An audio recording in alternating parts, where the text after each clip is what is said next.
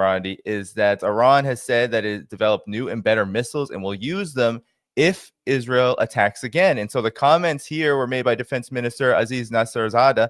If I'm saying that correctly, probably not. But he said the missiles we used in the 12-day war were actually manufactured a few years ago. Today, we have manufactured and possessed missiles with far greater capabilities than the previous ones. And if the Zionist enemy embarks on an adventure again, we will undoubtedly use them. So, Professor Marandi, we are familiar with the damage that Iran did, especially to Israeli-occupied cities like Tel Aviv.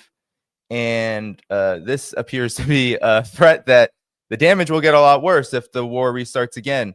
What is the assessment of the situation right now in Iran regarding this particular war and the talk about these newer missiles that Iran has been building up? Iran has been preparing itself for a potential war.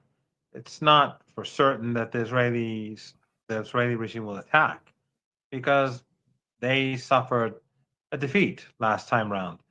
I think it's clear to all. We saw Bannon say this again recently for the second time, at least the second time that I've heard him say it, that the Netanyahu regime was in serious trouble. And during the last 3 days, almost all of Iran's missiles were getting through, 90% of them, and they were hitting very hard.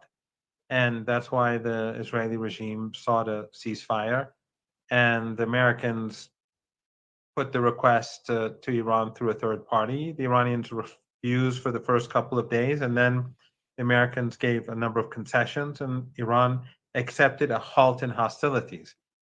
So, taking that into account, even though it was a blitzkrieg attack and the Iranians were caught off guard, I mean, one can definitely say that it was an intelligence defeat for Iran, although a military victory, but it was an intelligence defeat. The fact that Iran was cut off guard, and so many senior officials were hit.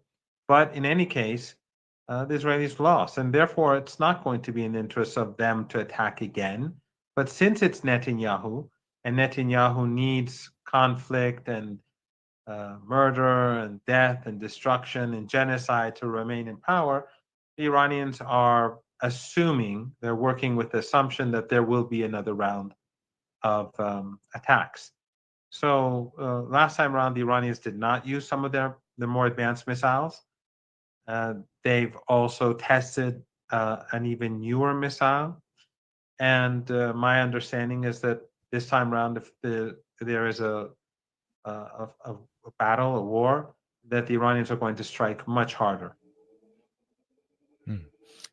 Yeah, I mean, some of these missiles, like I believe it's called the Kyber missile, it can go about 2,000 kilometers in a very, very short period of time. What is your knowledge about these systems, and why is it so important for Iran to build up these kind of systems? Because a lot has been made about Iran's air defense issues early on during the surprise attack. But Iran seems very committed to building up its ballistic missile and even its hypersonic missile capabilities to a far greater degree, at least publicly. So what do you know about them, and why is it so important, especially for the Iranian nation? Well, it is this offensive capability that protects Iran. If Iran did not have this ability, the Israelis would strike time after time. Even if we had very strong defenses, some would definitely get through.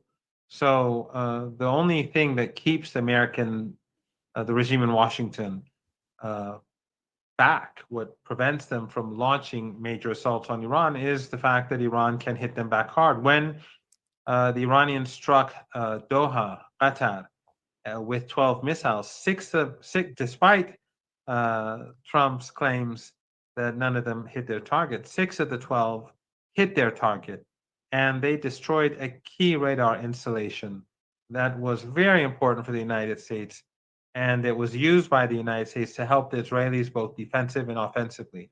We have to keep in mind that US installations in Turkey, in Qatar, in the Emirates, in Bahrain, and elsewhere in Saudi Arabia, they're all being used to help the Israeli regime defensively and offensively. And of course, the airspace of Jordan is used by the Americans, the Europeans, and the Israeli regime, both for defensive measures and offensive measures, and Iraq too as well.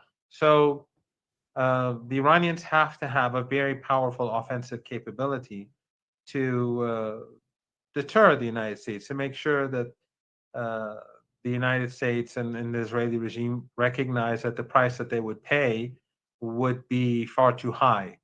And as I said, the reason why the Israelis carried out this war and why they may do it again is not because it's a smart thing to do. I think the Israeli regime did, losing the war was not good for them. But Netanyahu needs conflict.